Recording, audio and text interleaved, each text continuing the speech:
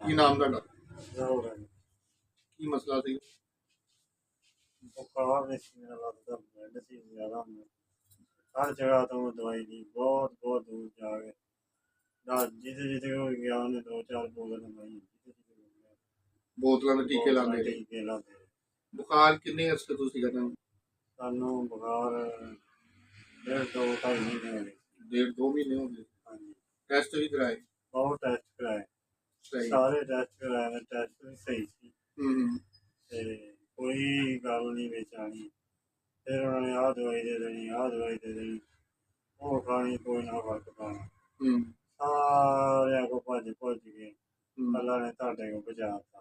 ਸਹੀ। ਤੇ ਮਾਲਕ ਨੇ ਸ਼ਿਫਾ ਦੇ। ਬੁਖਾਰ ਕਿੰਨਾ ਕਿੰਨਾ ਹੁੰਦਾ ਸੀ ਤੁਹਾਨੂੰ? 103, 104। 103 104 ਸੀਗਾ। ਹਾਂਜੀ, ਟੈਸਟ ਵੀ ਕਰਾਏ ਸੀ? ਟੈਸਟਾਂ 'ਚ ਕੁਛ ਨਹੀਂ ਸੀ ਆਇਆ? ਕੁਛ ਵੀ ਨਹੀਂ। ਠੀਕ। ਕਿੰਨੇ ਦਿਨਾਂ 'ਚ ਠੀਕ ਹੋਏ? 3-4 ਦਿਨ। 3-4 ਦਿਨ ਦੇ ਵਿੱਚ ਠੀਕ ਹੋ ਗਏ ਮਾਸ਼ਾਅੱਲਾ। ਸਹੀ। ਮਤਲਬ ਫਰਕ ਤੇ ਉਸੇ ਦਿਨ ਹੀ ਪੈ ਗਿਆ ਸੀ ਨਾ ਜਿਸ ਦਿਨ ਤੁਸੀਂ ਮੇਰੇ ਪਹਿਲੇ ਦਿਨ ਹੀ ਫਰਕ ਪੈ ਗਿਆ। ਪਹਿਲੇ ਦਿਨ ਹੀ ਫਰਕ ਪੈ ਗਿਆ ਸੀ। ਹਾਂਜੀ, ਜਦੋਂ ਤੁਹਾਨੂੰ ਇੱਕ ਟੈਸਟ ਵੀ ਲਿਖ ਕੇ ਦਿੱਤਾ ਸੀਗਾ ਹਾਂਜੀ, ਤੇ ਟੈਸਟ ਤੋਂ ਪਹਿਲੇ ਹੀ ਤੁਹਾਨੂੰ ਇੱਕ ਦਵਾਈ ਲਿਖ ਕੇ ਦਿੱਤੀ ਸੀ, ਇੱਕ ਹੀ ਖੁਰਾਕ ਦਿੱਤੀ ਸੀ ਮੈਨੂੰ। ਹਾਂਜੀ, ਹਾਂਜੀ। ਉਹਨੇ ਇੱਕੋ ਖੁਰਾਕ ਨੇ ਵੀ ਤੁਹਾਡਾ ਬੁਖਾਰ ਲਾ ਦਿੱਤਾ ਸੀ। ਲਾਤਾ ਸੀ। ਹਾਂਜੀ। ਚਲੋ ਹੁਣ ਤੁਸੀਂ ਮੁਤਮਿਨ ਹੋ ਮਾਸ਼ਾਅੱਲਾ? ਹਾਂਜੀ, ਬਿਲਕੁਲ ਮੁਤਮਿਨ ਹੈ, ਬਿਲਕੁਲ ਠੀਕ ਗੱਲ ਹੈ, ਬਿਹਤਰ ਹੈ। ਅੱਛਾ, ਦਵਾਈਆਂ ਤੁਸੀਂ ਕਿੱਦਾਂ ਖਾਧੀਆਂ ਸੀ?